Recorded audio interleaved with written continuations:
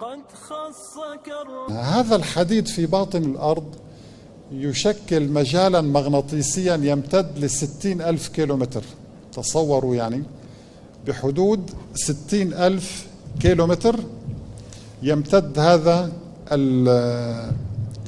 الغلاف المغناطيسي 60,000 كيلومتر، ويحمي الأرض من الرياح الشمسية القاتلة، والتي لو وصلت إلى الأرض لأفنت الحياة على ظهرها. سبحان الله، القرآن الكريم أشار إلى ذلك في آية عظيمة جدا. قال تبارك وتعالى: وجعلنا السماء سقفا محفوظا وهم عن آياتها معرضون. نرى أمامنا الآن هذا المجال المغناطيسي لكرتنا الأرضية، وهو مجال عملاق يحمي الأرض من الرياح الشمسية القاتلة. هذه التي تتدفق أمامنا هي رياح شمسية أو جسيمات قاتلة، لو وصلت إلى الأرض لأحرقت الكائنات على ظهرها.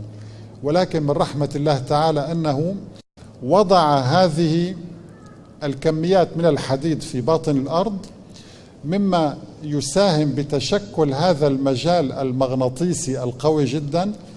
ويقول العلماء إن هذا المجال هو درع نحتمي به، يسمونه درع مغناطيسي قوي يحمي الأرض من الأشعة الكونية، مع أنه غير مرئي طبعا، ولكنه موجود منذ ملايين السنين، ولولاه لما استمرت الحياة على الأرض. الله تعالى أشار إلى هذا الغلاف بقوله تعالى: وجعلنا السماء سقفا محفوظا، لأن هذا الغلاف هو جزء من السماء. كلمة السماء في القرآن لها معاني كثيرة. كل ما علاك فهو سماك، هذا في اللغة العربية.